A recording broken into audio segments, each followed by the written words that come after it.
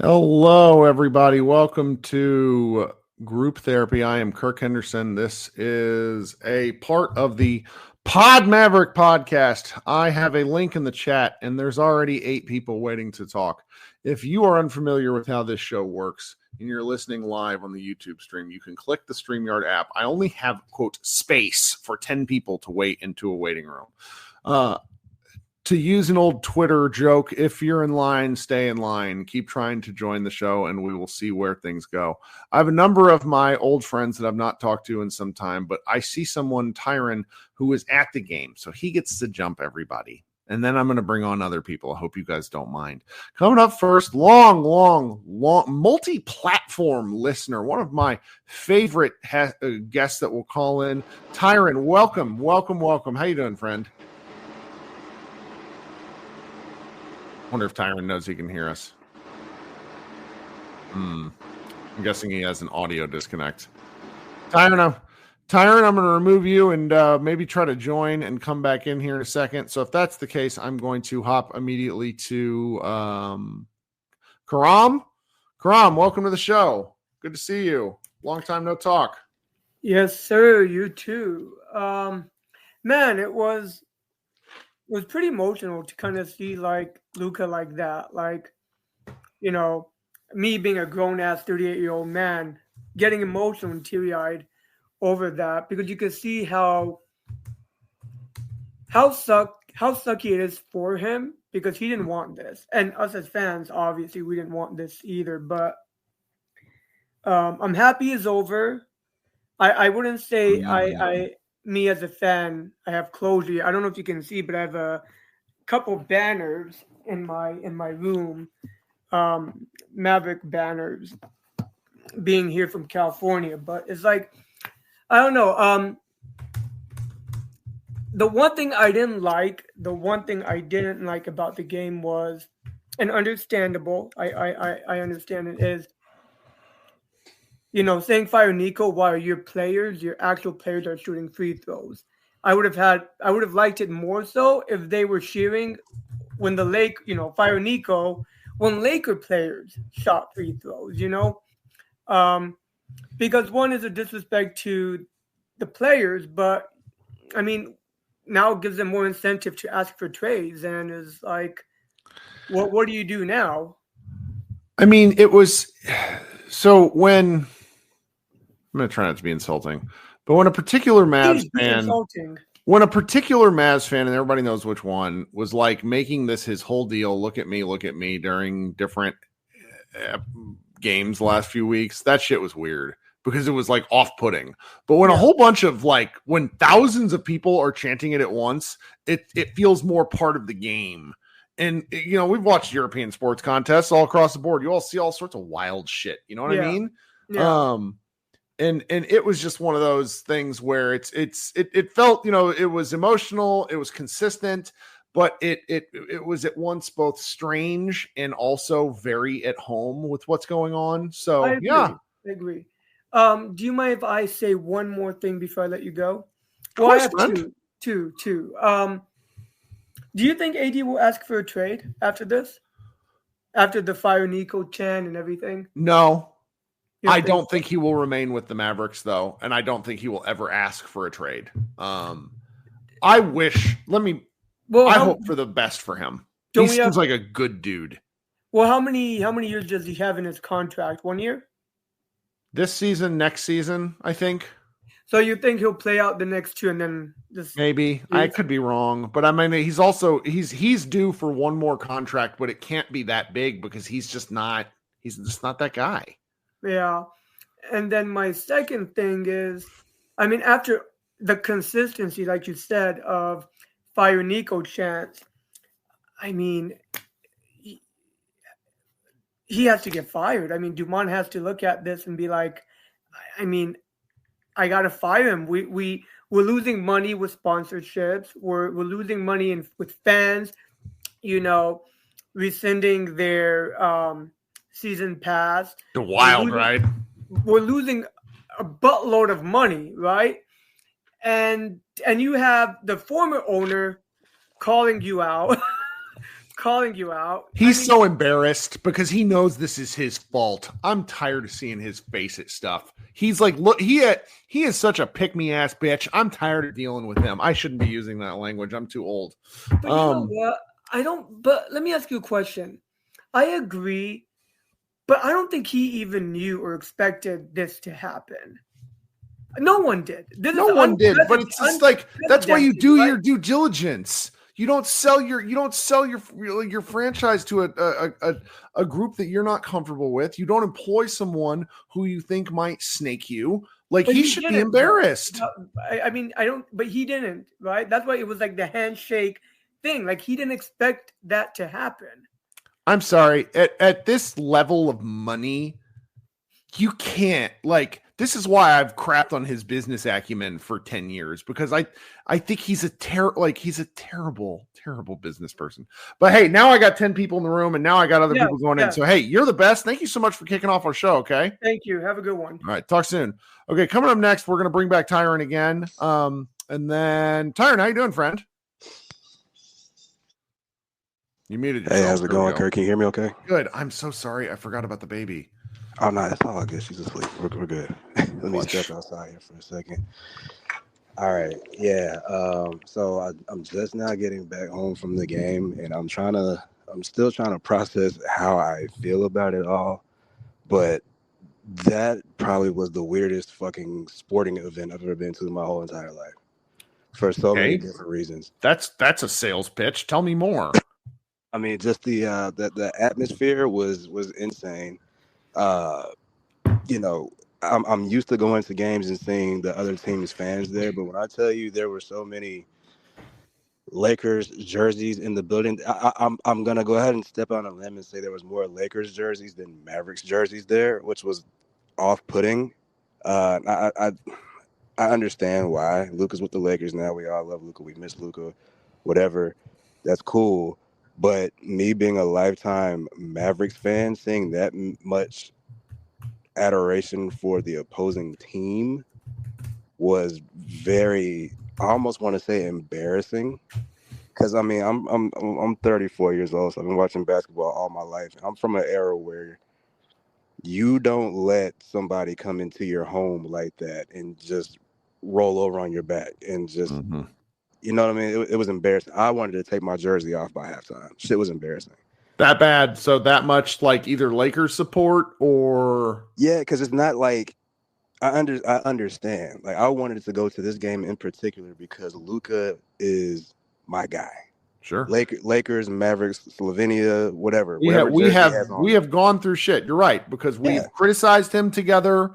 We have loved some of his play. That's he's gonna be my guy for life. However, first and foremost, I'm a Dallas Mavericks fan, and when I see AD and Caleb Martin, two guys that we got from the trade, and Doug Christie, however you feel about the trade, every time they got on the line, the entire arena erupts and fire Nico chants. Like. Again, I'm torn because I get it, but at the same time, that's fucking embarrassing. Why would those guys want to come out on the court and perform? Yeah. You know, I went with my dad tonight. We had a conversation about it. And he's like, those guys get paid millions of dollars. They don't fucking care about, what the fans. No, they very clearly do care. They absolutely care. They PJ is pissed. Yeah. And on the one hand, I admire him for at least being willing to say it. On the other hand, I'm like, the way you cope and the way you and this is where this has been a debacle for me. You go to more games than I do, but I feel like the Mavericks have leaned into the theater and made things worse. 100%. And by doing that, it's resulted in really bad fan behavior, because I am an emotional ass clown, but I really want to talk about the basketball more than anything else. Like, I want to move on from Luka Doncic, not for a lot of reasons, because one, it hurts. Number two, it's just like, he's not on the Mavericks. And they keep giving people reasons to be this emotional. And I think we would have had a bad situation regardless, but they've handled this so wrong the past few months that it's like this little mini insurgency, and you can't stop the signal. And they should be embarrassed. They need like a crisis PR team. Yeah, I think at this point, after what I witnessed tonight, it's too late.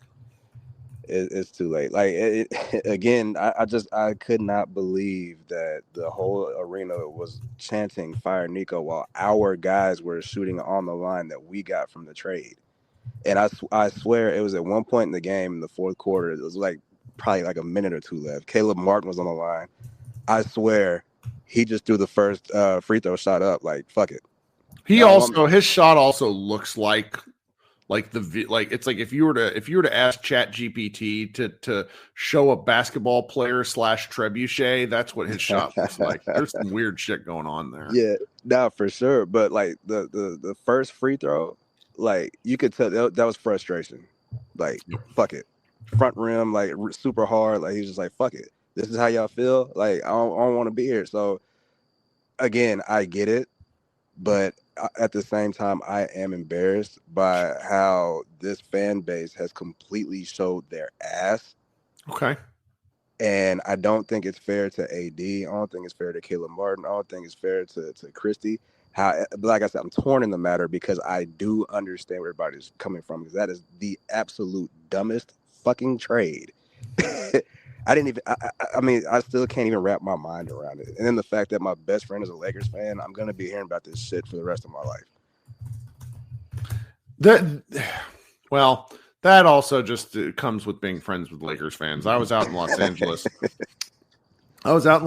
When Kobe scored 63 on the Mavericks, and I was in college, and it's like people still, it's like, but Lakers fans do have some shame. But now that we're through kind of the grief element of this, I think we're going to start to see our Lakers fans in our lives start to be really mean. So everybody brace yourself. Well, Brian, Tyron, that's a really good take. It's different. We've not really heard that perspective on here, because I think we get a lot of like, all right, hey, everybody's justified in how they're feeling, but being frustrated with, because I'm more on your side in the sense of I am a fan of laundry in the team's history than I am over a player. And I don't love how basketball is presented to us now, where you're basically allowed. And I'm not judging people, because lots of people do this, but it's like you follow the name on the back of the jersey place to place. And like, that's just not for me. Like I'm going to admire Luka for what he does now. And I'm going to be really sad if they actually end up doing something well, but like we let him go. I hate it, but now I need to find something new. Yeah. And I that's the sentiment I left the arena with tonight. Let me find something else to focus on. But it's very hard to find anything to focus on, because those guys came out with absolute no energy tonight. I don't know what the fuck Jason Kidd was doing. The whole situation was embarrassing. Like I got my old Dirk jersey on tonight. I took it off when I left the arena. I didn't even wear my jersey out the arena. Like, what the fuck are we doing? I'm sorry, man. Well, I am glad you came in here and talk some shop with us. I will tell you, the Dallas Mavericks the Dallas area is getting a brand new superstar in about 5 days in Paige for the Dallas Wings. So we got that going for us. Okay. Yeah. She's mean. I like watching her play. She does mean shit to people. Like I just like basketball players who play with an edge. So we'll see. Yeah. Well, thanks so much for telling us how tonight was. I'm really glad we got your perspective. For sure. I'm glad I was able to hop back on. It's been a while. Yes, sir. Talk soon. Okay. All right. I'm going to bring up some names that I'm haven't seen as often, and I saw one name pop in here. We're gonna just an absolute legend to the cause. I've not spoken with Kenny, and it's got to be at least 2 years. But Kenny, welcome back to the show. Hey. Good to hear from you, friend. How are you? Hey, I'm good. Dad of 2 now. 1 and 3. Yeah. God, you are in the muck. Look at you. Yeah, I went off Twitter about, like, I deleted all social media, like maybe about like 20, 30 games left. That's last season. For your marriage and for your parenting. Because everything. Yeah, good for you, man. Congratulations. Really good to hear from you. Yeah. I've been watching and listening. I listen to all the episodes. Great content. I still love it. Sorry to hear about your dad, man. Thank you. Guys, for anybody that doesn't know, Kenny once sent me a screenshot of him listening to our podcast through his refrigerator. Oh yeah, I forgot all about that. And it just lives in my brain rent free of like, oh, this is technology. So tell me what you're thinking. I'm sure you have some great takes to fire off. Man, I just don't know how to feel. Like I wanna hate the team, but I can't because it's just in me. Like I'm just rooting for Luka, but I'm like, I don't care if the Mavs win or lose. But as soon as Clay hits a three, I'm doing the three gun like John Morant before he even goes in. So I'm like, I'm confused. I'm confused and just I can't believe this happened. It has destroyed my love of basketball, and it's not just because we traded the guy. It's more about it's different than trying to just stack teams and win championships and go get Kevin Durant and Anthony Davis. It's not about that. It's not about just winning championships to me. It's about the journey. It's about the loyalty. Like I was in the Reunion Arena 92, 93 when the Mavs won 11 games when I was a kid. I'll be 40 this year. I was there. So this is just tearing me apart. It's I just can't believe it. And you offer him to one team. You could have gotten like Powell from Orlando. They probably gave you Powell, Franz Wagner, 3 first. You could have got whatever. Anything. Like if you want to trade him, cool. You want to trade him to the Lakers, cool. Get back Austin Reeves, get back Connect, get back Rui, get every single pick that they have. You got finessed. Like, and it's just, he has to be, I mean, I know he's not going to be fired, but it's just, I can't support it. But I still want them to win because I'm not just a Mavs fan. I feel like I am a Dallas Maverick. Always have been since I was a little kid. And it just ripped the heart out of the whole city. Yeah. Like, out of the whole, and it's not that they did it. If you're tired of a player, you want to get rid of them, cool. But if that's what you're going to do, stand on it. Don't be a coward. Hide in the tunnel. Tuck your tail between your legs. Be a man. You know what I'm saying? And you know what he does? I don't know. Did you hear me say? I know from talking to people that when he goes to away games, the asshole meanders to center court. Basically tries to talk shop with people for 90 minutes, an hour to 90 minutes before any other game. What a coward! I just can't. And it sucks because I was just so happy when he got here. You know, he got his Kyrie, you know, all that good stuff. But this is just inexcusable. I can't. Like I don't know if I ever feel the same about this again. Like I was in the Reunion Arena when the tickets were $3 and there was no one in the lower bowl, so we got $50 seats for free. Ushers point to us at the top. Hey, you come down, and you come down. That's how long I've been a Mavs fan. They were terrible. Was that what 92? They won like 11 games and they won like 13 the next year. They were terrible. Good. Terrible. That's how long I've been a Mavs fan, and they just ripped it out. They just ripped it out. It's the worst. It's bad. It's and they're about to make the play in. That just makes it. And you know Nico's justified. Oh look, if Kyrie doesn't get hurt, if AD doesn't get hurt, but that's not the point.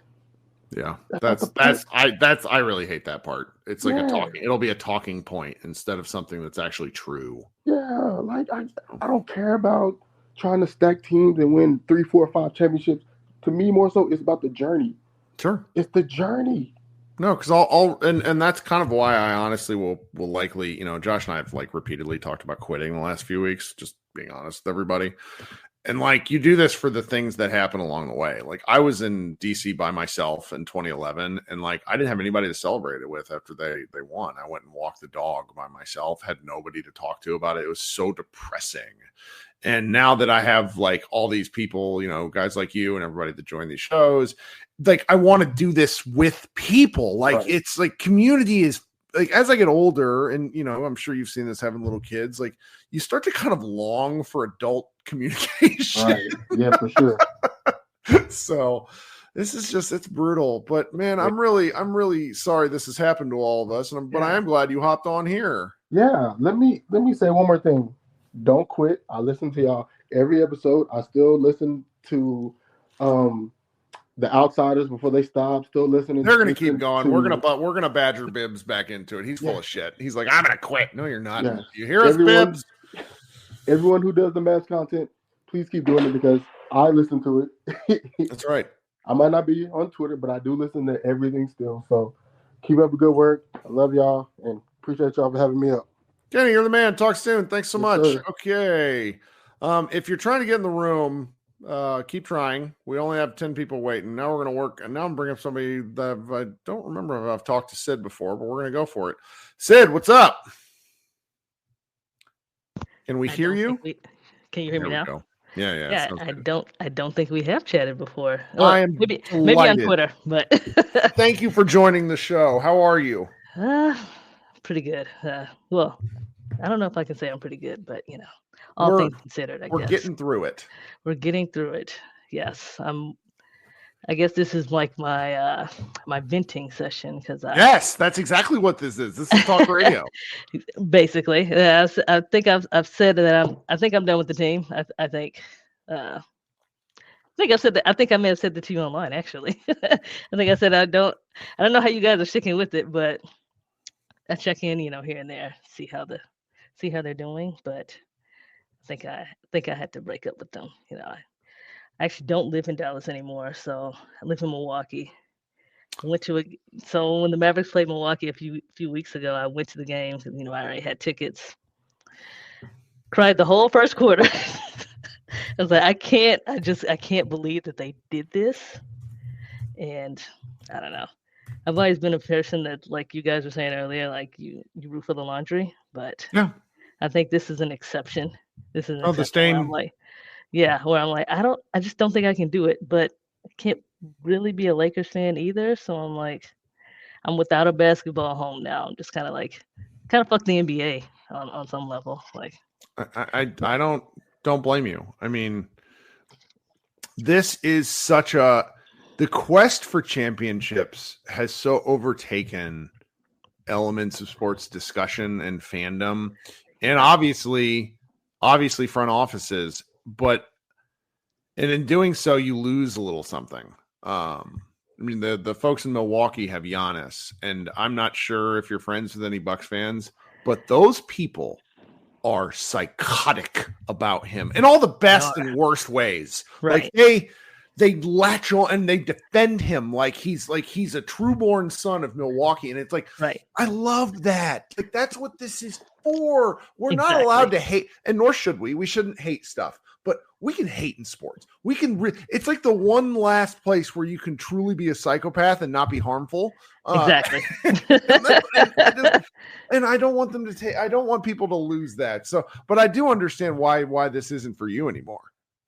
I don't enjoy it, and I'm not. And it also helps that, like, I'm not an Anthony Davis fan. I've never been an Anthony Davis fan, so I'm like, so you traded for a guy. You traded Luka, then you traded for a guy that I don't like, and you traded him to the Lakers. Like, how many shots can you take before you don't have any more? Right. Yeah. So I don't know. Fuck Nico forever. Like, I just show us your hat. Lean down. We need to see. Yes. Yeah. And maybe a disrespectful Luka. You have the sweatshirt. Holy shit! I didn't even notice. Oh my god!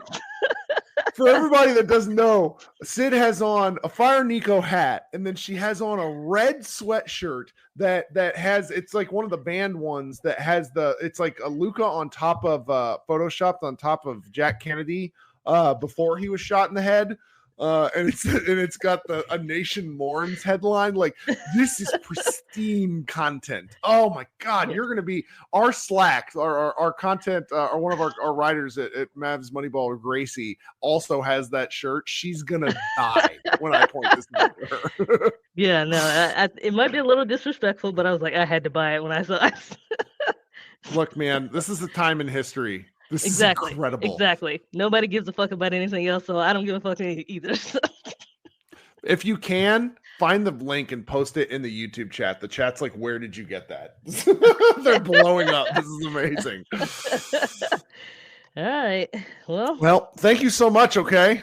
All right. Thanks to you guys, too. I still check in, like, when the Mavericks lose, because I'm still pissed about it. Even though if I'm not a fan, I'm still mad. So I will still check in. All right. We'll talk soon. All right. Have a good one. Bye. Sid, this is why I always encourage new people. Again, guys, if you're trying to get in, this is where we're going to fly through people. We're going to talk to as many people as we can. We're going to go to my man, Leo, next. Leo, how you doing? Well, you kind of brought me up with that. Hi. All right, man. I'm sauced. I have a drink in my hand, and Can So the chat know what do what's we in the got? What cup? do we got going? Can we know what's in the cup, or is it top? Oh yeah, it's vodka. Oh, I can't drink Just brown the liquor. color. I can't run the next day if I have brown liquor, but vodka I can do fine. So tell me, what are we thinking? This is just me. I don't know if I want to focus on the show. On the actual game, it was beautiful, but I don't think I'm a Mavs fan anymore, so I don't know if it'd be just fine to gush over Lakers players. So, I just want to talk about the Mavs PR shit of it, PR shit show. Sure, go ahead. Go right ahead. Do any of your friends in the local media, do you know if any of them foresaw the fans being as mad as they are now?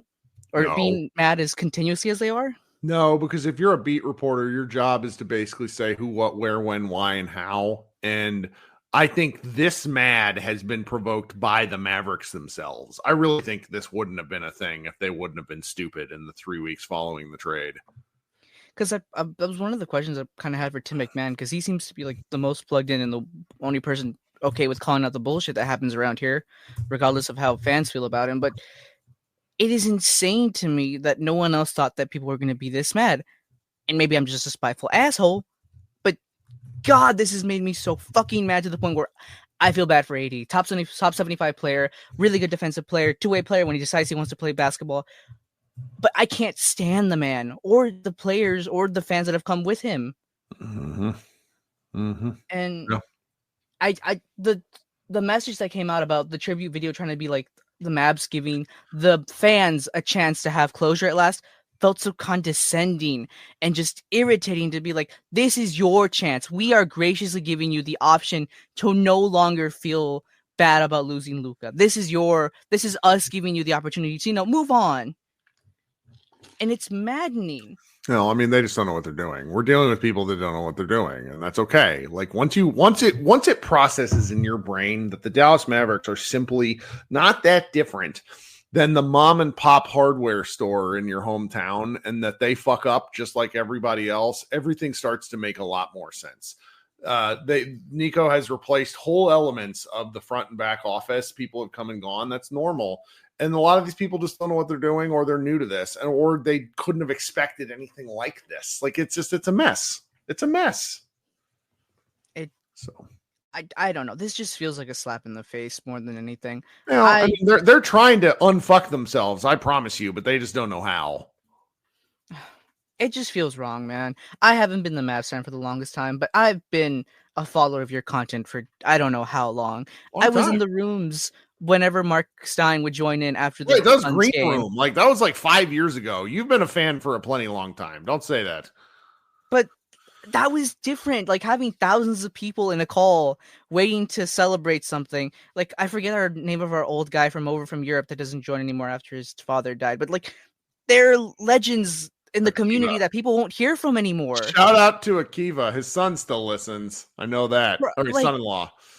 There are things that are lost in the ether of the world because it sucks so much. But this was beautiful. This was natural. This was people finding other people because they wanted to find likewise hearted interest. And the fact that they just shat on it for nothing because they thought they wanted their boy in town and their boy showed his ass. It's really something, man. For anyone at the current time, it's 10:28 and the Suns are beating the Thunder, so the Mavs still aren't in the play-in. Hope everyone has a good night. All right, talk soon, buddy. Okay, Leo. Then we're gonna go Bryce next, and I have a bunch of regulars. I can tell my man Simon out in DC is dying. We got Sudarshan in India, and it's probably like 9 a.m. We have all sorts of folks. But Bryce, I'm sorry to keep you waiting. Welcome to the show. Tell me your thoughts. Oh, you're all good. Can you hear me fine? Yeah, you sound great. Okay, so the game language. Do we have any kind of restrictions here? I'm not going to be Kirk ever. Okay, the game can go fuck itself. Did you have to? This is actually well from playback. Oh, good to see you. Okay. Yeah, finally hopping in. Did you watch tonight on? Was it ESPN or was it the Mavs broadcast? ESPN, and it was like Richard Jefferson trying to figure out what side of a conflict he was on. Like that was a man without a country who realized that his friends, meaning Jason Kidd and anybody adjacent to Jason Kidd, were on the wrong side of history. It was something else. So you can probably answer this question pretty well because I know from knowing some people, the broadcast itself for the Mavs games the camera work. Are those Mavs employees or are those for the local stations? I think they're Mavs employees now. Because Okay. So then there's going to be some trouble. The reason I said this was during the game, I was writing it down because of how crazy it was. During the game, while one of the fire Nico chants was happening, they zoomed in on Nico standing in the tunnel, clear as day, and he just looked so fucking awkward. And I was like, that's the Mavs broadcast? Like, I know ESPN did it, but like the Mavs broadcast just pulled the camera down and panned on him just looking pissed. They showed a fan in the crowd wearing a Nico Harrison Lakers jersey. There was a custom-made Lakers jersey that said Nico Harrison on the back. That was really incredible. Really incredible stuff. They were showing, I don't know if you saw the clip online where like they were doing the karaoke for all the small things, and then the fan pulled up the Nico Suck shirt and they cut away real quick because he snuck that on there. Love that. That was great. And then for the next like hour, they showed only kids on the screen. They stopped showing adults like until there was like 30 seconds left in the game. They finally showed like a drunk group of frat boys. Guys, teach your children to say Nico sucks. Teach your children.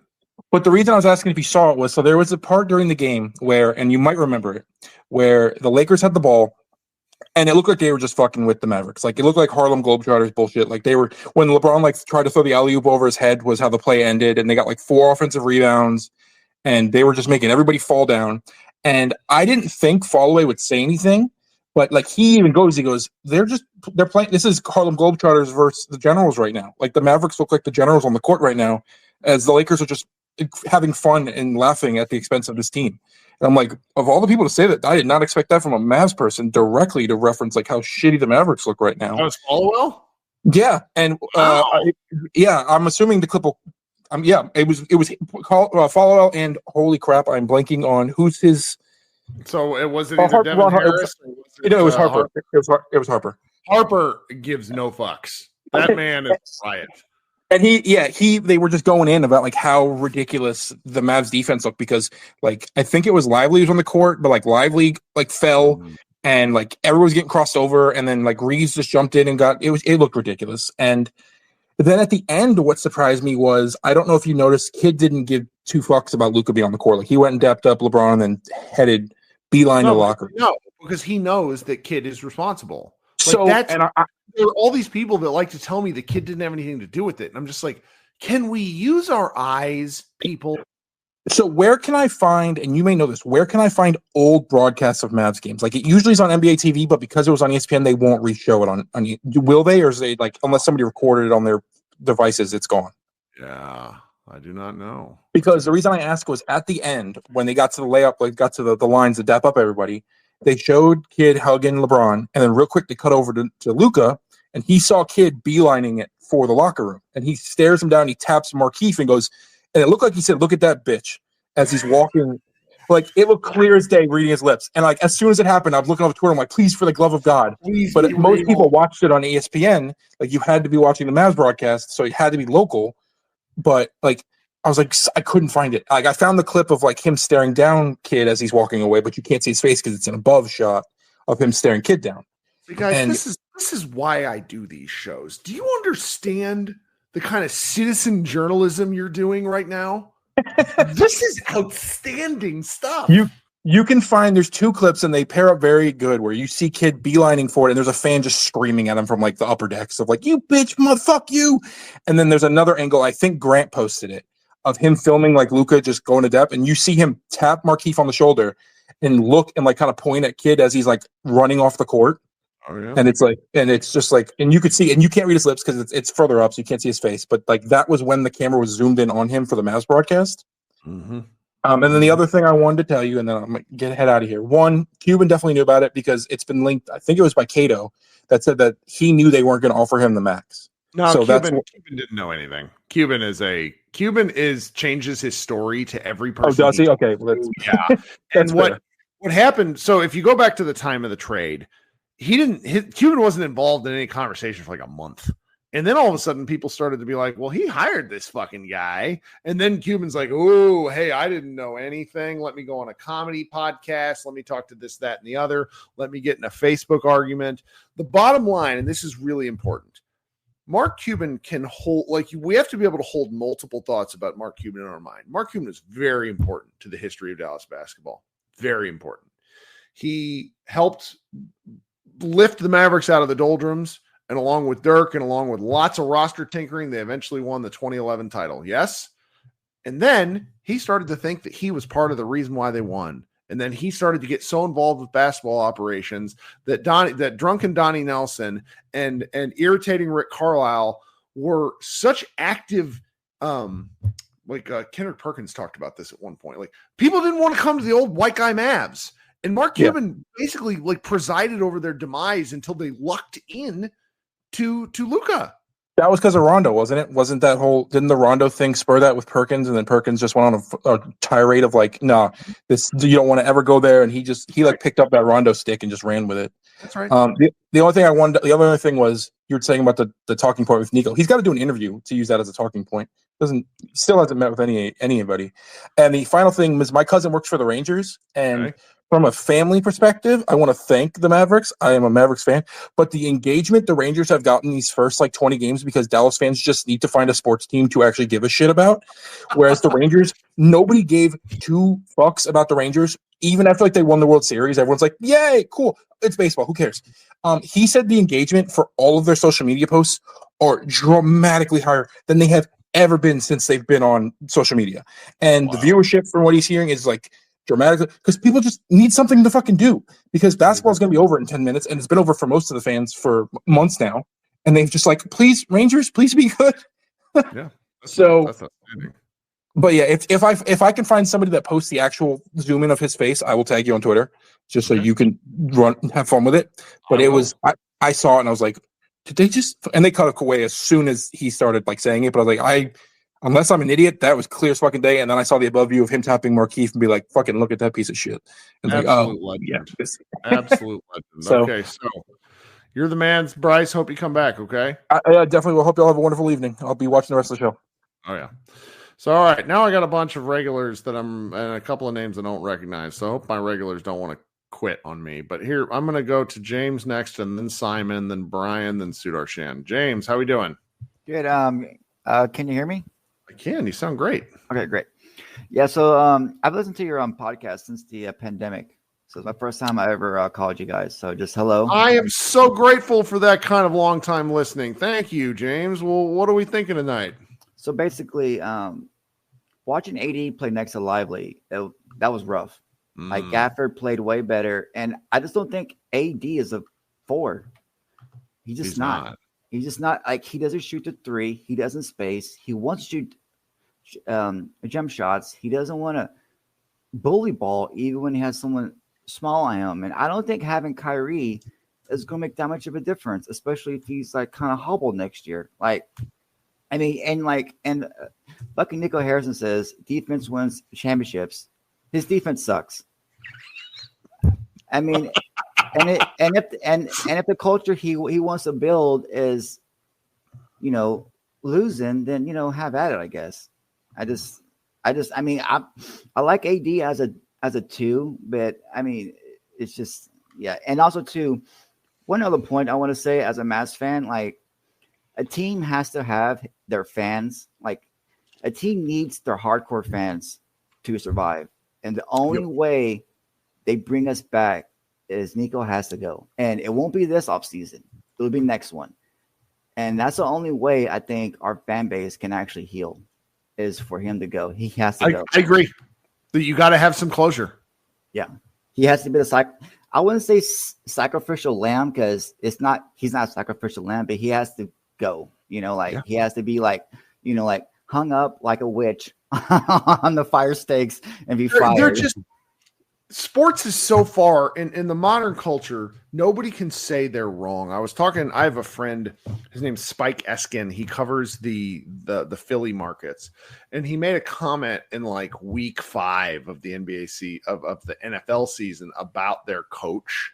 And he then spent the entire rest of the season basically saying, look, I was wrong in this take. I'm sorry I was wrong. I want to move on from this take. After they won the Super Bowl, he's still getting people telling him, you were wrong. It's just no one wants to, right. Yeah. Sirianni. Nobody wants to move on. Everybody would rather be right than win. Right. And that's a sickness. And Like, I remember I made a series of plithy offhand comments about Jalen Brunson when he used to be like Rick's sixth man and would take shitty shots because he would. I'm sorry. It's what Brunson would do. And I was like, please, can we trade the guy? And people still were like, you wanted to trade him. And it's like, fuck it. Like, I said I was wrong about Kyrie. I've been wrong. I've been wrong a ton. And it's just, people would much rather yell about sports and be right than they would win. And like, that's just not how I'm built. Like, I would rather win and turn. It's more fun to talk about when I'm wrong, to be honest. Well, it's funny. So during Nico's tenure, we dumped KP for Spencer Dinwiddie, and then we lost Jalen Brunson and Luka Doncic, and we're older with no draft picks. I mean, it's going to be dark in 4 years. No one wants to believe it. Like, I argue with local media. Even Tim McMahon was like, they're not going to quit. And I'm just like, well, there's a difference between quitting and then just losing because you suck.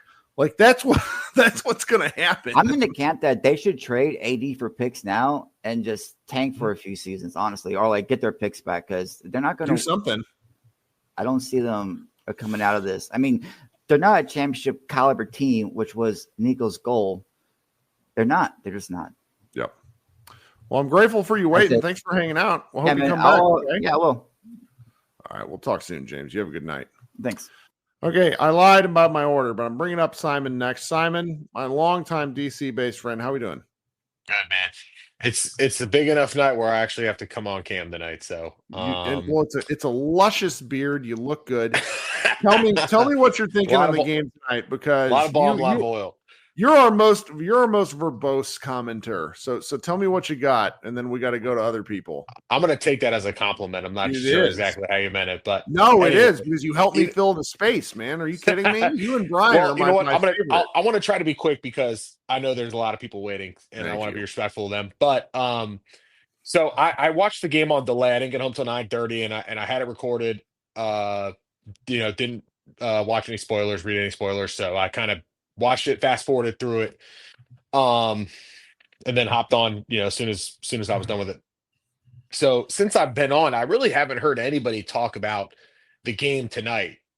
Specifically, Josh and I did. We spent about 25 minutes. I know you did, and I'm going to listen. I'm going to listen to that in the morning. I promise you. Sure. No. Let's talk about the game. Tell me what you were thinking. I really only want to talk about Luka. He didn't look 100% physically. Like he looked like he was kind of meandering, laboring a little bit, but he still looked like he was determined to get to the rim. Yes. Which is what, like, whenever I've criticized him, it's when I've seen him at times like look better physically, but not really attack the rim. And that's kind of when I would be frustrated with him. But tonight it looked like he wasn't 100% physically, but he was still determined to get to the rim. And obviously it helped that 3 balls were dropping for him in the first half. And overall, masterful performance. And it got me thinking a couple things. Number one, like, a lot has been made of like the his splits between first half and second half scoring. And what tonight reiterated to me was, a lot of the reason for that is because when he just goes out and destroys a team in the first half, they inevitably start sending double teams to him at half court, and he just accepts it, and he gives the ball up, and he plays through it, he really is he is a team player at heart. And I think tonight was an example that, once LeBron got cooking, he let LeBron cook. He didn't really try to force anything. But Kirk, did you go to the game tonight or no? No, I never go. No. It's too difficult for me logistically. And maybe this is from my perspective, because I was fast forwarding through all the breaks and stuff, but obviously in the first quarter, every time Luka got the ball, the fans were going ballistic. They were cheering, everything like that. Most of the rest of the game, it kind of seemed like they were confused, other than the fire Nico chants during the free throws and things like that. It just seemed like it was a weird game to watch on TV. It was a weird viewing experience. We had a caller earlier, Tyron, who said that the game was extraordinarily pro Luka, pro Lakers, to the point to where he was kind of pissed off. Well, like what Doris Burke, you mean? No, Oh, like the fan oh. base, like the arena energy was pro Luka and pro Lakers. Like but didn't you kind of expect that? I did, but I also haven't gone and like so I can't help but feel for Tyron and anybody that's like considers themselves a Mavs fan first, where you're at this and you're like, what? This is our house, and look at these people, and I think we had to have it happen at least once. What did you make of Luka's reaction to the pregame video? I mean, honestly, it's one of the most upsetting sports moments in my life. It was upsetting to me. Yeah. If you feel like, look, we're men. Men don't really do emotions well. I was like, my chest hurt, man. You feel for him. His whole Mark Stein reported that his house got robbed in the months before the trade, and that he had just secured a new home by the Chileans. So, whatever or organized crime ring that was, and he got his house robbed, and he's secure. And I can't imagine, but I've read about what that does to you as a person when somebody breaks in and violates your space. Yeah, and he's got a small child. It's got to be scary. And so he finds a new house. The Mavs congratulate him, and then the Mavs fucking trade him. He actually said he was excited to sleep in his own bed. He's still the Mavs fuck this keep that house. Raw. It is maddening. But you know what the thought I had watching that pregame, the tribute and especially Luka's reaction, and I think this is what makes Luka such a compelling individual as a sports figure is. Mm-hmm. When you watch him as a fan, you really feel like you're along for the ride with him. He really lets you in that way. Obviously, he's a great player. Anthony Davis is a great player, and this is not a slight against Anthony Davis, but Anthony Davis is not a compelling personality. He's not a compelling figure. He's a great basketball player. He's a Hall of Fame player. He's a top 75. All that kind of stuff, but he's just not compelling in the way that Luka is, where especially you're for with Dallas, him, you're with him, and we all know his faults that have been reported. I did read the McMahon book, by the way. I'm gonna finish talking about Luka, and then I'll get into my main takeaway from that book. But Luka really kind of his emotions, they can be detrimental when he's complaining to the refs and when he kind of gets in his own head. But if you're a fan of the guy, he really kind of takes you along that ride with him. And it's I think you even said in McMahon's article, right? It's like the hero's journey, right? That was your quote. Yep. Right? It's overcoming not only obstacles that are put in front of him, but his own foibles. Mm-hmm. And that was the joy of watching him. I did want to make this one comment about McMahon's book. I read it. It was great. It had a lot of stuff I knew, certain things I didn't. But my main takeaway from that book is what a clown show of an organization the Mavs were under Cuban. Mm-hmm. The left hand was not talking to the right. A lot of self-fulfilling prophecy. That whole situation with Varalabob and Donnie. I mean, what the hell, man? I mean, I don't want to go too much into that, but then him selling the team and then thinking he's going to get a handshake agreement. He's a douche canoe. I'm tired of Cuban. I mean, but then he's going out of his way on this media tour to abscond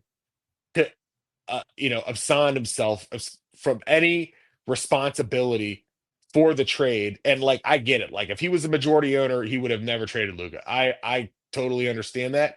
But dude, you hired the guy who traded him and you sold the team to the ownership that approved it. You bear some culpability in this. And he's going way out of his way to just to pass any blame. I was actually reading my notes to see what else I love that you take notes. This is what we call a hardcore. The thing is I usually don't, but once I jumped on, I had to prepare prepare a couple things, but I think I covered everything I want. Well, I'm glad you joined us. Thanks Yeah. for staying up late. I'll let you get to bed before midnight. Well, I just want to say one thing, Kirk, for you, okay? As a small business owner myself, I really appreciate what you do for this community and giving people like me and everybody else a chance to come up here and talk and vent. I know, and like my small business is my life. I don't have a job and then it's business. Like you have you have a regular job and then you do this on the side. So I commend the commitment and the effort that you put into this. And I know you mentioned earlier that you and Josh are spoken about the Josh whether talks you about guys quitting every 6 weeks, and I have to pull him back from the brink. And then there's me, and I'm just like, what would I do with all this free time? And it's like I would watch.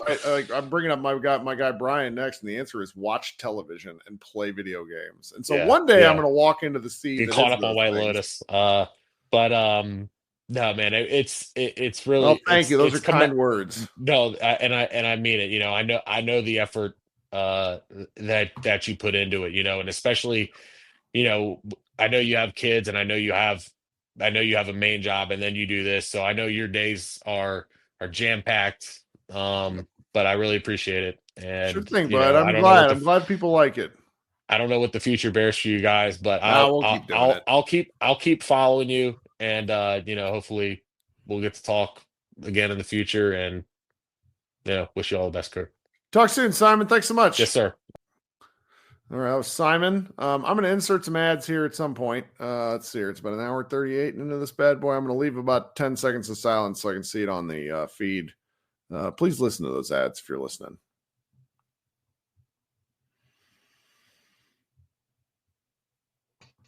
All right, welcome back to Pod Maverick Group Therapy. The man, the myth, the legend, recent Mavs Moneyball edition. Brian, how you doing, buddy? Man, I am. I don't know how I'm feeling. That was certainly a game, huh? The basketball is actually kind of weird and fun. I enjoyed it, and then everything else around the game, it feels like a simulation type thing. It doesn't feel real. Yeah, none of that felt real or like anything that should be happening. It was honestly very funny. Also very funny watching AD get his shit pushed in by like Jackson Hayes. Poor guy. And like Dorian Finney-Smith and like Jared Vanderbilt. That's right. Like, look, man, shout out to Tyron. It was good to hear his voice and see him on here speaking. It had been a while. Yeah, a couple of people that I hadn't heard, Karam, a couple of people I hadn't heard from in a minute. I'm sorry, bro. If we calling anybody pathetic here, it ain't the fan base. I'm sorry. Yeah, but I can imagine like you're at the game, you're seeing all these people cheering for the fucking Lakers. It's got to do something to you spiritually. Look, if you wake up, if you crawl from under a rock and you have been under there for like 4 months and you have zero context as to why there are all those Laker jerseys in there, I could understand that being very surprising to you. But as someone who has lived through the last 4 months, if I am going there, I know fully what to expect. It's gonna look weird, but we know who made it weird. I ain't gonna blame the people who got mad. You know what I mean? So I do hate people that just flip. Like, hate's a strong word. I have eyebrow level and slight disdain for people that are like, you know what? I'm gonna go be a Lakers fan. Well, no, here's the thing. I'm not even like that's odd to me, but I'm not even mad at that. What I'm mad at are the people who are like, look at what Nico took from us. And I'm like, dog, you got Lake Show in your bio now. What are you talking? He didn't take it from you. You still with the guy. Mm-hmm. What are you talking about? You didn't lose anything. Mm-hmm. Go have fun. Enjoy the win. Y'all won. But like, I don't know. It's like the game was what I hoped it would be. It was a Mavs loss, which y'all crucify me for saying that. I don't care.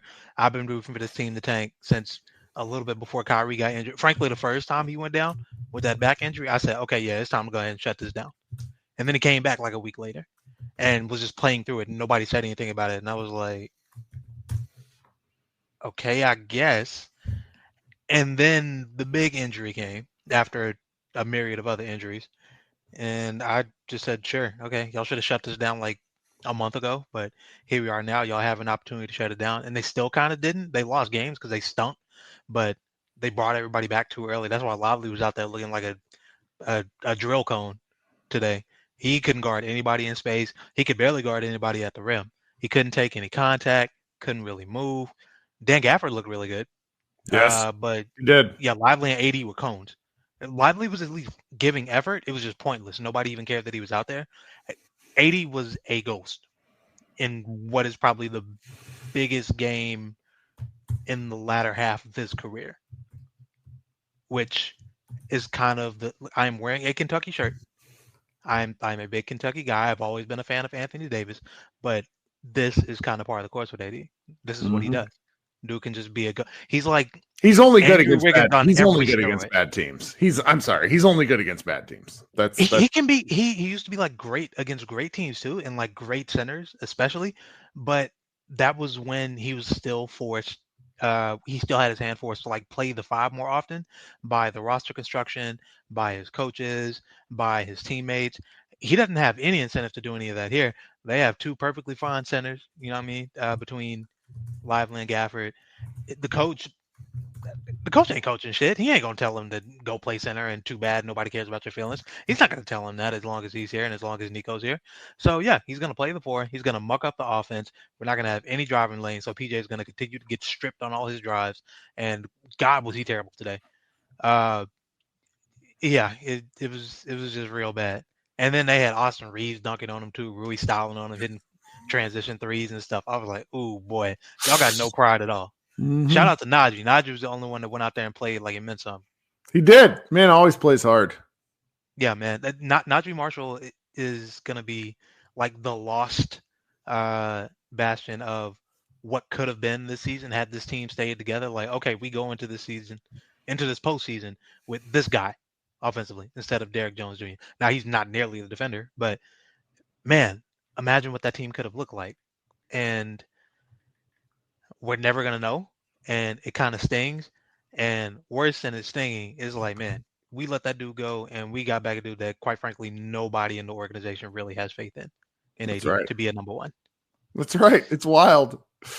Oh, God. Well, we're almost done, and then we can start talking about draft pick stuff. Thank God. And the best part about the draft pick stuff is like we're going to talk all about it, and then Nico's going to like trade it for like a bag of shredded cheese. I'll be so sick if he trades it for like Kobe White, then whatever, I guess. Like I'll grin and be happy about that. But he's gonna trade that pick for a bag of shit for like a vet that we don't need because. Look, guys, we can't like Harmon in the chat says Cooper Flag. If the Mavericks get the number one pick, we can't. The conspiracy theories that will come out of my mouth will absolutely get me put on so many lists of like I'm already messing with the DLLS guys because they're apparently having on people that aren't like even fake Mavs content creators that haven't done stuff for you. Like Jason Gallagher is live on their show right now because they won't invite me. And then they had on other people. It's like I will never be allowed to go on other shows if the Mavericks get a chance to get Cooper Flag because I don't believe they will actually draft Cooper Flag. I think they get. I don't think even Nico can. They'll fire him before they let him like just not make the pick. I don't know, man. I saw that guy waddling down the hall today, looking like a fucking duck. I don't know if you saw that video of him. Like he can't even post game straight. Yes. Oh my dude, he looked so shitty. He looked like he had to poop. Yes, real bad. He was real. Bro, I think someone tweeted.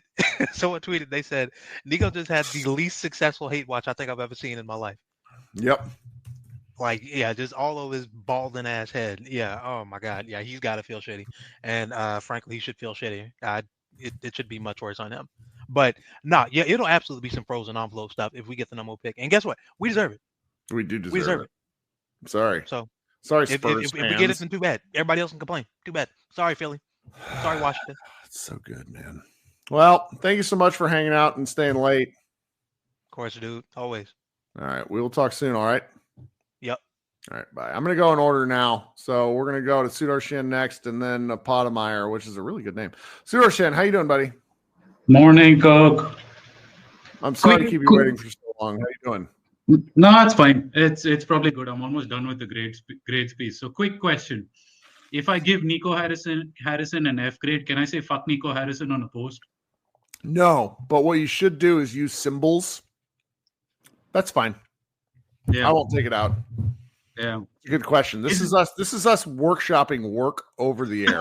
So how are we doing?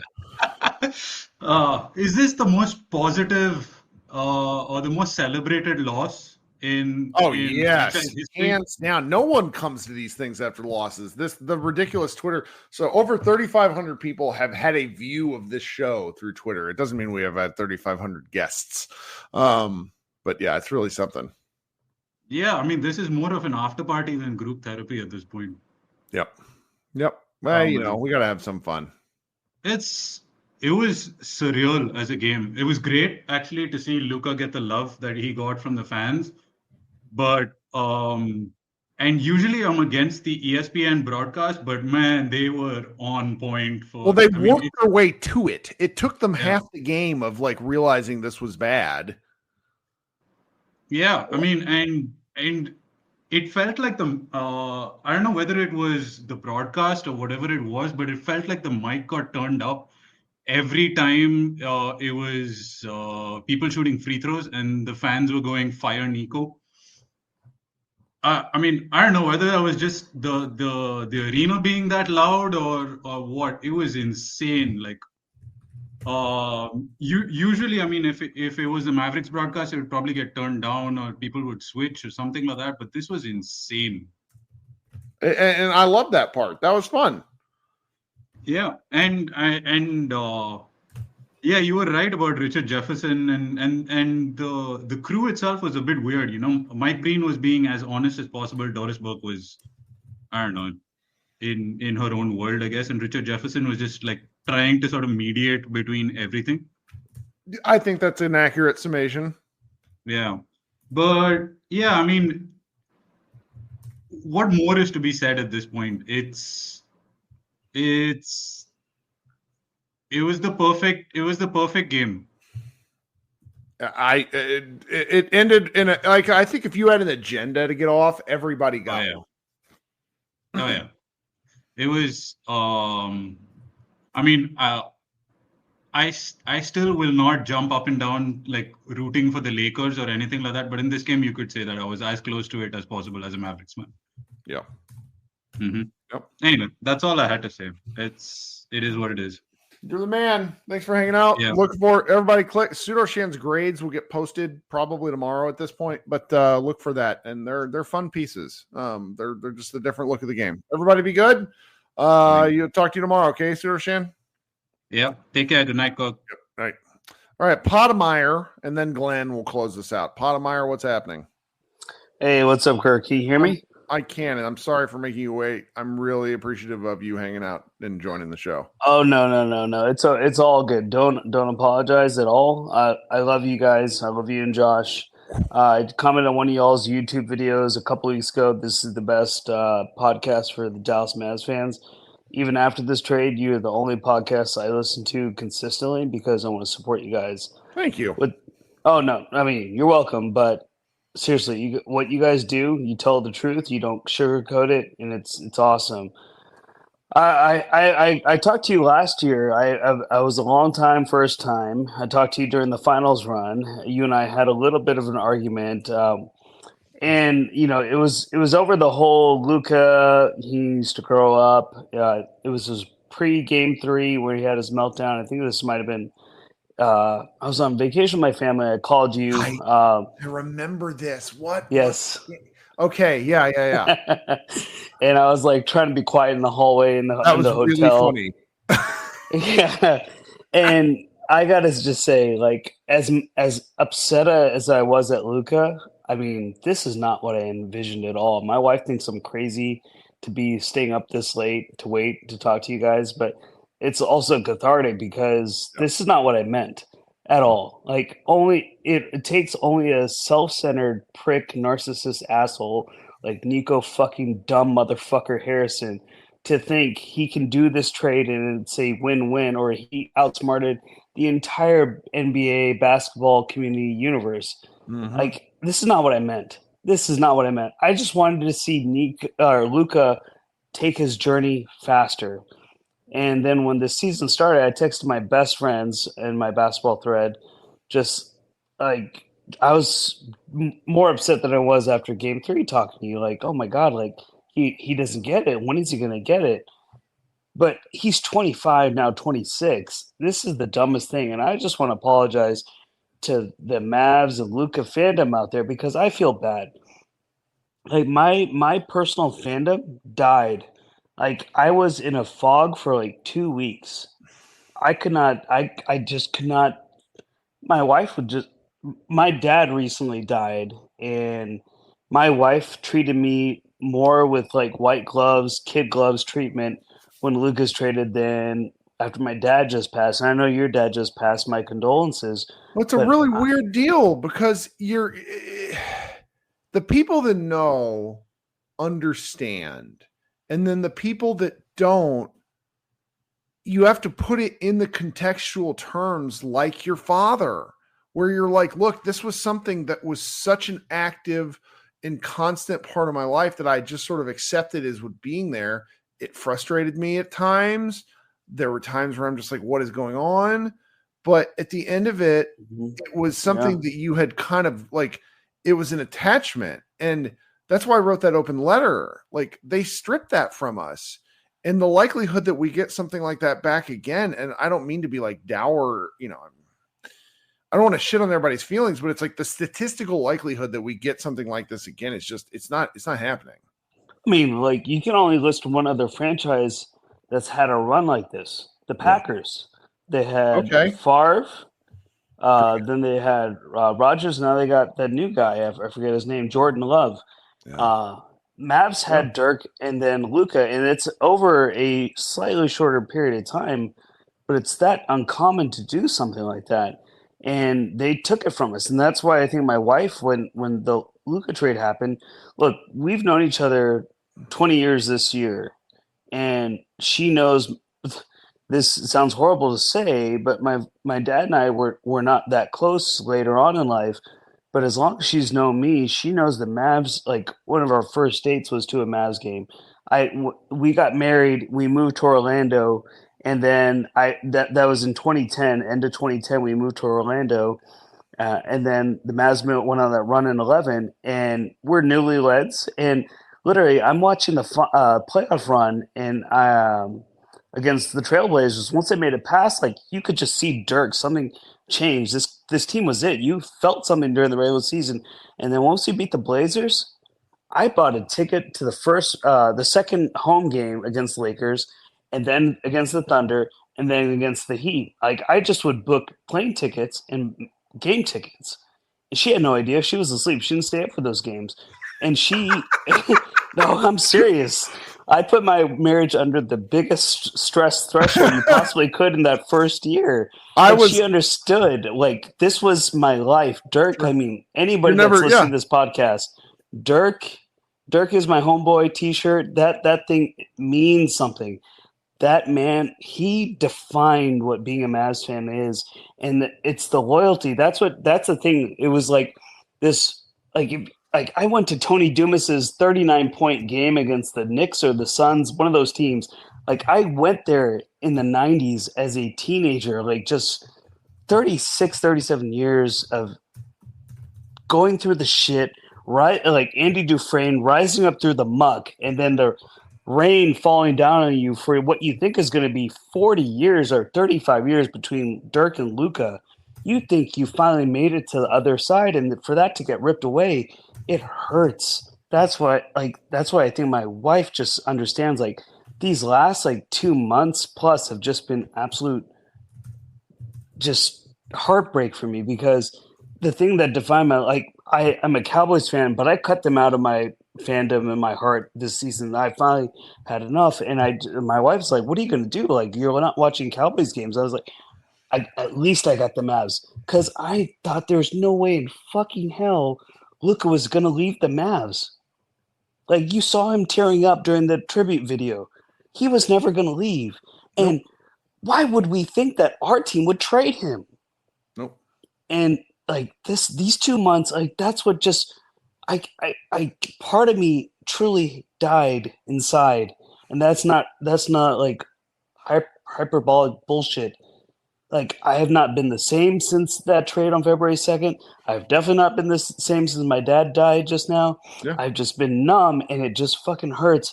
But all I can think about the good times with my dad, my family, and the good times with Dirk, even the shitty times is in the 90s, but the reunion arena used to just be raucous if we went on run. Today you could hear on the TV. Like my wife was like, "You're not going to this game. You're not going to take our son." Like, we were on the NBA Instagram page at the finals this past June. Like, my wife's like, "You're not going to take him to this game." I was like, "No, I am not going to give the Dumonts or Nico, any of those motherfuckers, a cent.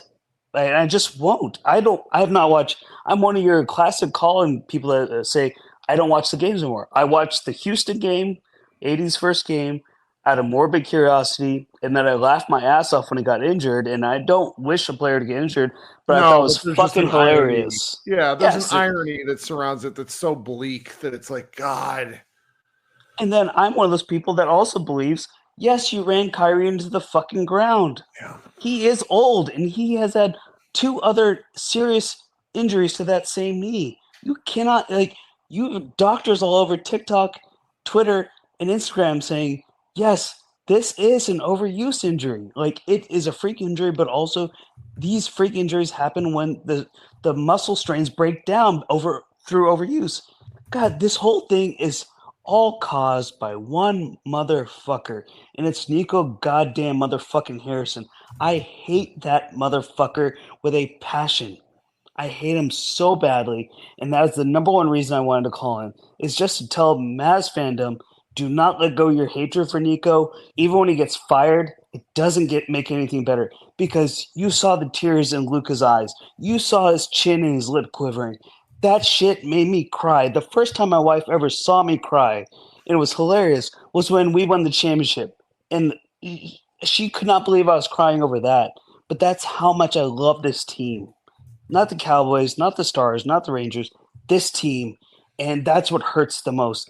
That douchebag fucking thought he was smarter than everyone. And even that, I think he knows it was a bad trade. He's just that egomaniacal and just said, I can't believe this pudgy white guy, Euro guy, and I think he is a racist. I really believe that. I think he has a thing against white or just Europeans.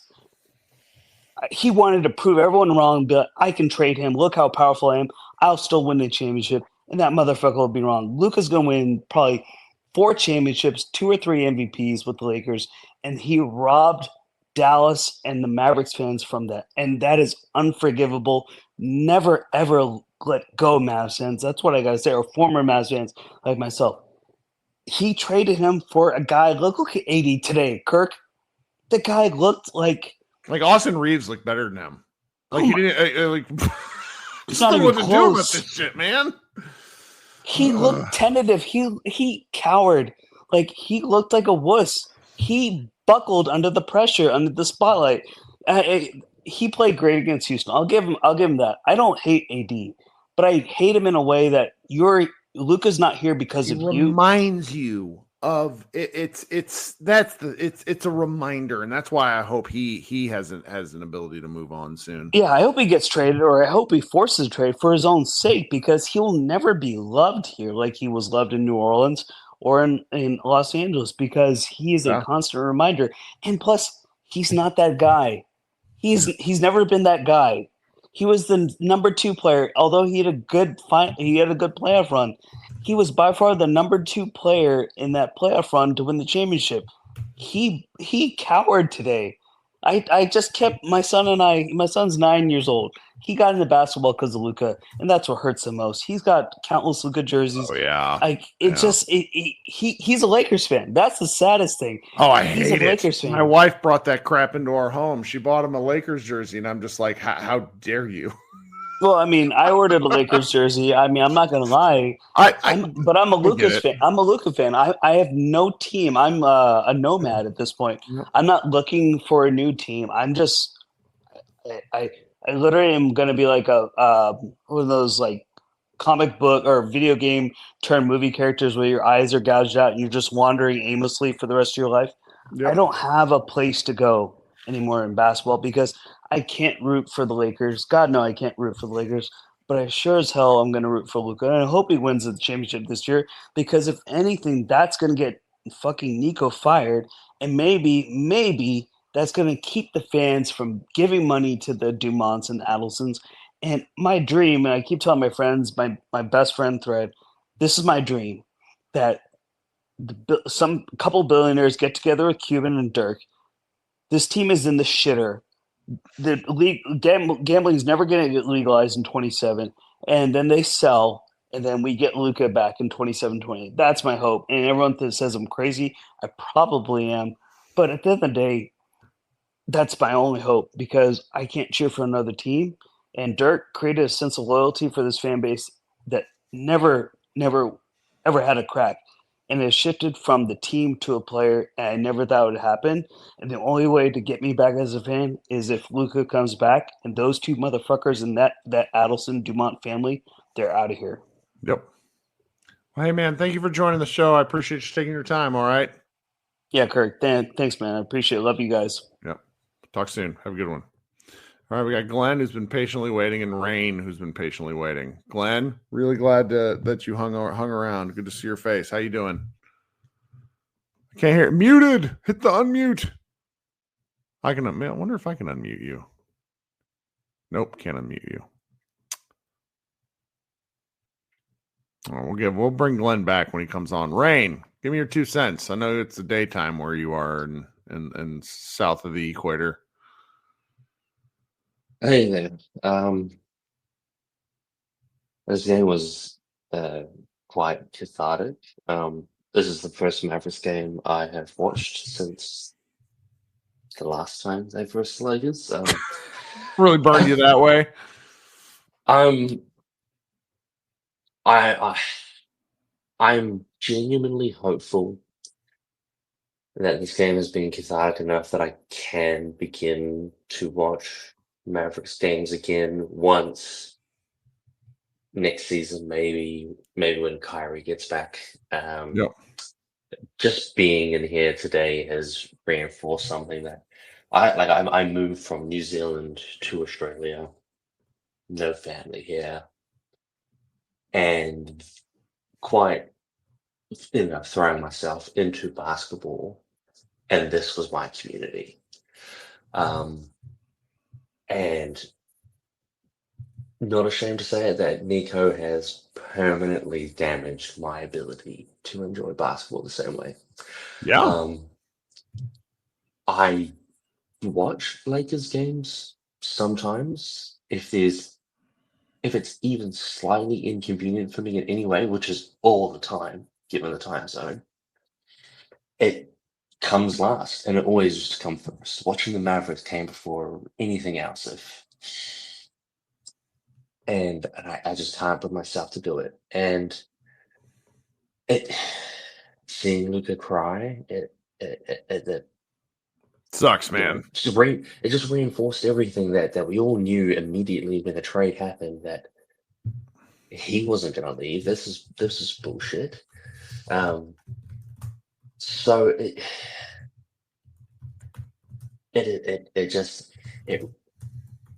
I removed myself from Mavericks games because it just hurt too much, and I don't.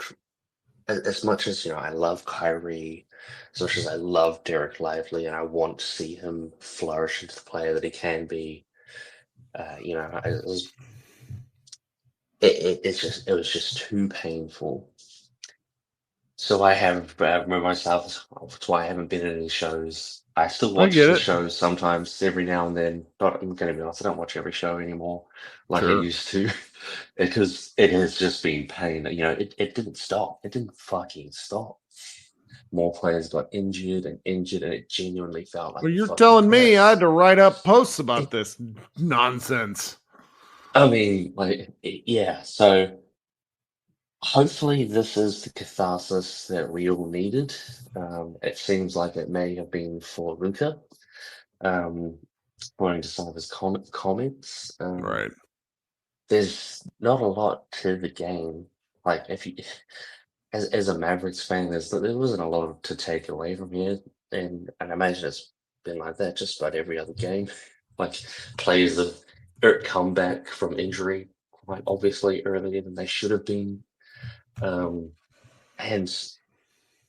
to speak of it for a Luka perspective, like hey, his team chemistry is at an all-time high on his new team, and maybe they've got a little bit of plot armor coming their way with that, and maybe he can enjoy some more success. And I would like that for him. I refuse to call myself a Laker fan. I cannot do that either. No, I'm proud of you. And part of that comes down to Nico has burned me so hard that I refuse to affiliate with any team. No team deserves that level of trust. And frankly, players don't really either. Like they're not infallible. They're just people. Yeah. But it's just Spain everywhere, and hopefully a lot of people just feel better after this. Like this is one of the few games I have lamented being so far away. Even though they went to the finals, the fact that I couldn't go and see this game in person was quite sad. Normally watching it online is, that's good enough. I would sometimes rationalize better. But, I can do it from the comfort of my own home. But this is a game I 100% wish I could have gone to live. And it's a kind of experience that we'll probably never see again. It felt like I wasn't around for it. It felt like a Michael Jordan or a Kobe farewell tour almost. Yeah. The level of admiration that he was getting as an opposing team player. Yeah. Beyond that, I think I don't have much else to say, as I'm quite exhausted. I've just come off an 84-hour week. I've been awake 24 hours at this point just so I can watch this game off a night shift. And thanks for hanging out, man. I'm done. We'll talk soon, okay? Guys, thanks for listening, Kirk. Yep. All right, we're going to try Glenn again. There we are. What's going on? How you doing? Good. Can you hear me? You sound good. You were driving home. I have to guess that you went through the drive-through. What'd you get to eat? Yeah, I went to Insomnia Cookie. I had to get I haven't been on here in a while, even though I listen after every game. I'm just normally late. I'm behind, so I can never get on. But yeah, I needed one for this because it took a little bit to gather my thoughts, because I honestly wanted to be able to have an emotional resolution to this by today's end. Like everyone else, the trade,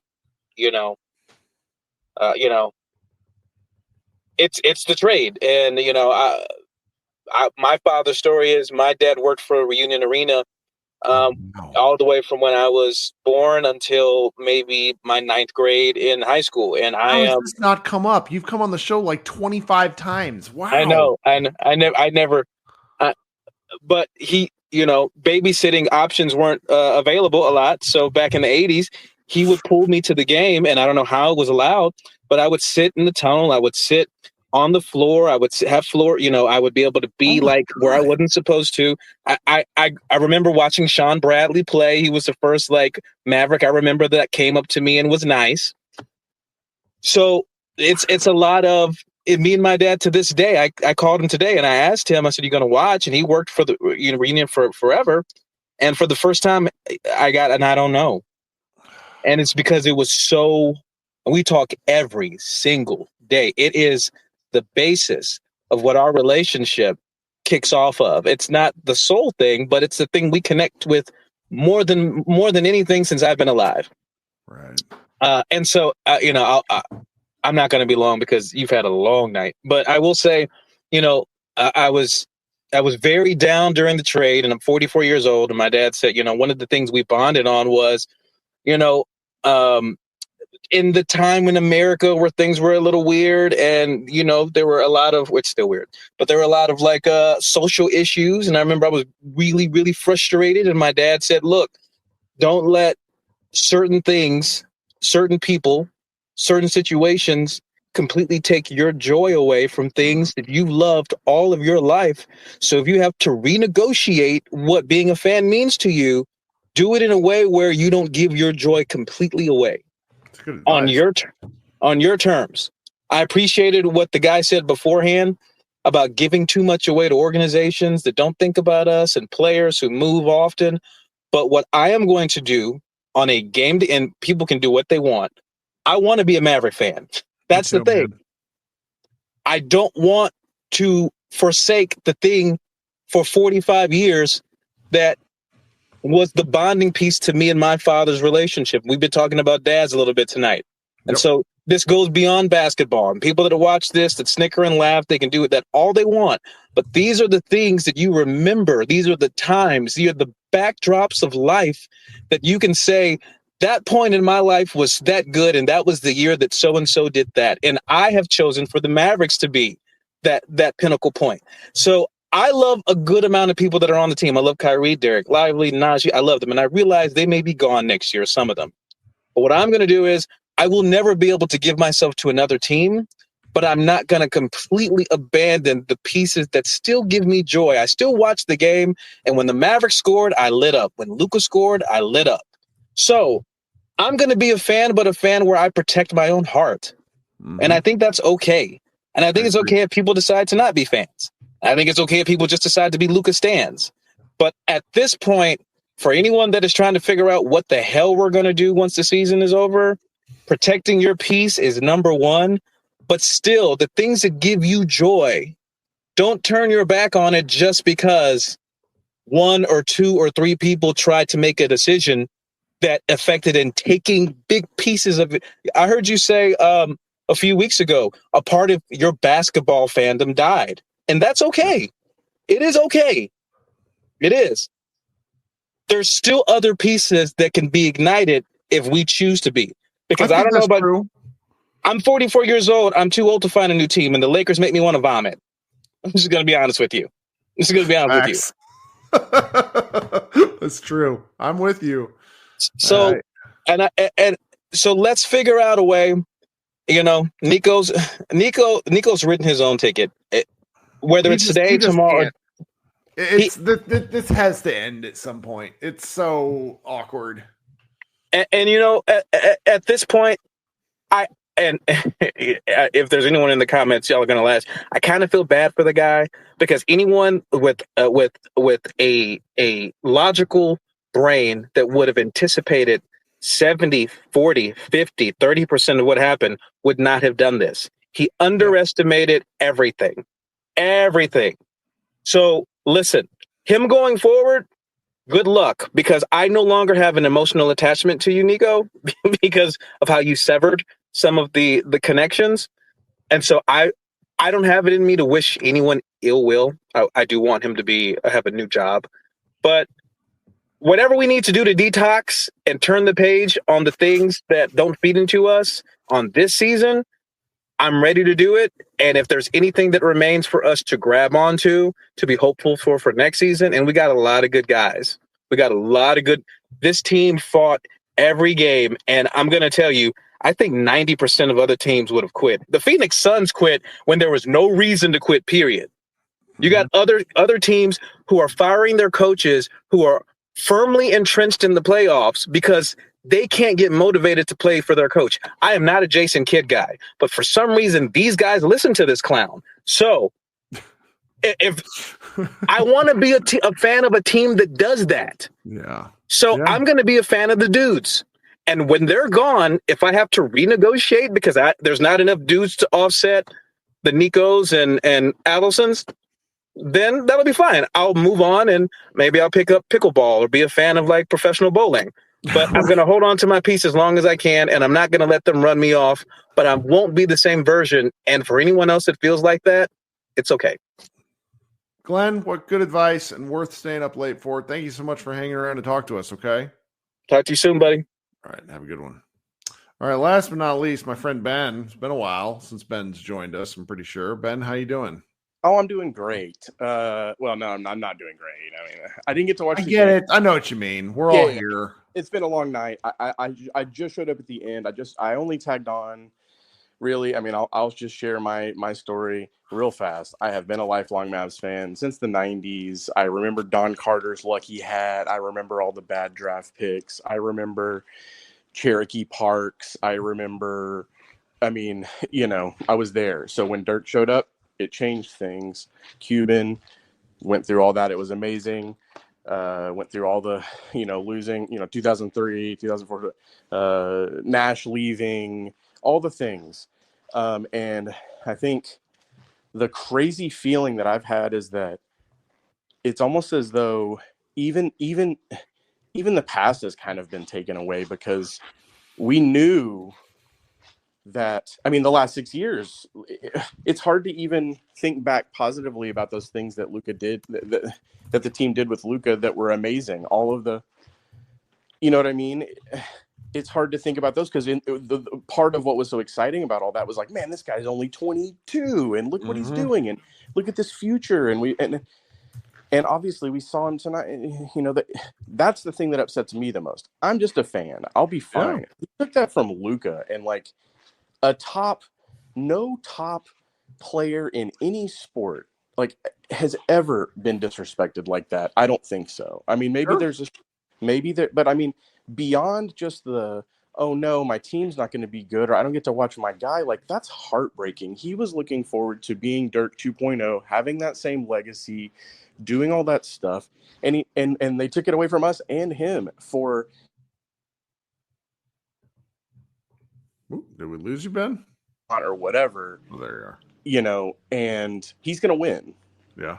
And so I look forward to seeing him win and be very good and, whoop ass throughout the league. I also wanted to, so that's it. That's all my feelings. But I wanted to share something, because a good buddy of mine who also used to be in here all the time, but he's a rapper and he's touring Europe all the time. Josh B, JB. I don't know if you remember this guy.